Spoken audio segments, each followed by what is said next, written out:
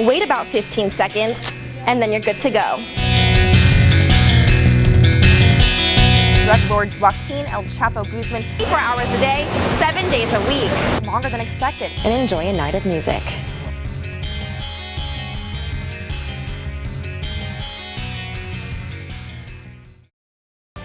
Good evening, I'm Taylor Trache. We begin tonight with our Crime Watch. 2 arrests have been made in the Margini shooting.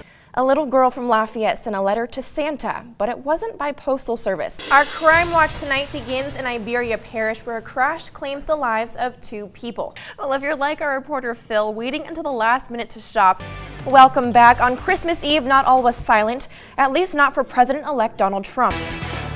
Good evening and thanks for joining us. I'm Taylor Trache. Fortunately for us though, in Acadiana we have local stores that are pretty popular. Hooligans, hoodlums, lured? That's a word, that's not old school, Colin.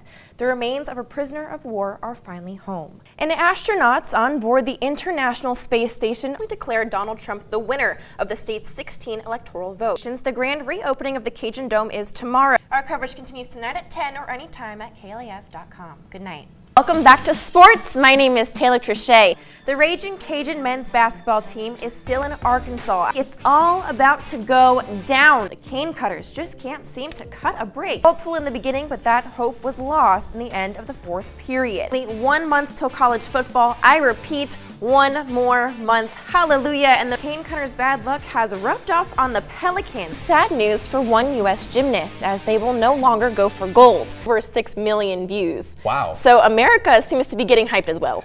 There's a lot of sports that's happening. The Olympics are on Friday. Everything in here is original, and it still works. In Abbeville today, people carried the American flag with them to honor and remember those who paid the ultimate price. And they were getting animals into vans and planes. But if you do have to evacuate in the chance of a hurricane, when they bring in their catch now, they're seeing something more along the lines of this. Some of the ways you can avoid the risk of being fined is by simply, behind me is what the new Bro Bridge Park could resemble. But right now, it's just an empty field. Or a closet is another great place to seek shelter. 6-year-old Kiani had 3 wishes and a balloon. I'm trying not to cry, but this is a Christmas miracle. And the night after Thanksgiving, she and her 10-year-old sister decided their letters would get to Santa faster if they were flown there. But I thought it would have just come right back down. I never thought it would make it where it did. But 4 days later, the letters carried by balloon landed 800 miles away. Dear Santa, I want a tablet and light-up shoes and a turtle. In Indiana. I came inside and he was yelling about going to find a dog. He wanted to go get the dog. But it wasn't a dog in the distance. Instead, it was a pink and purple princess balloon with Kiani's letter attached. And it was right down there about where the ditch line is. Where it landed at was pretty neat because if it 10 miles north, it would have landed in Santa Claus, Indiana. I say Santa Claus, Indiana. This is crazy. This is a miracle. Rachel Goffin decided to put her elf skills to work, fulfilling little Kiani's wish list. To get her what she had asked for is something that we wanted to do for another family this year. And on Friday morning, Kiani had a special present under her tree from the big man himself. Dear Kiani, I received your princess balloon with your wish list. Getting everything and more from one pink princess balloon. I'm really a believer. I'm a believer. This is a Christmas miracle, and I do believe. I believe in miracles. This is real. Taylor Trache, Acadiana's KLAF News.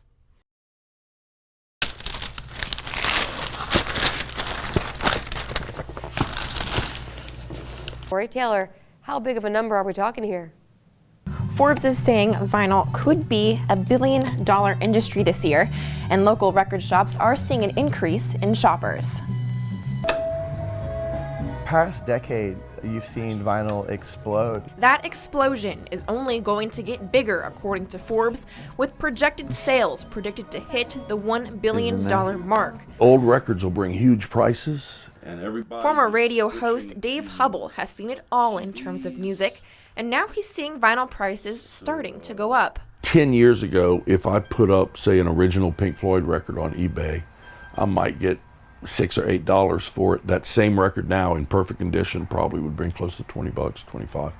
And he's not the only one seeing a resurgence of vinyl. A lot of people have heard about the vinyl comeback, and so they're Googling vinyl records in this area, and our name pops up, and they come in, and they're like, oh, there's so many records here.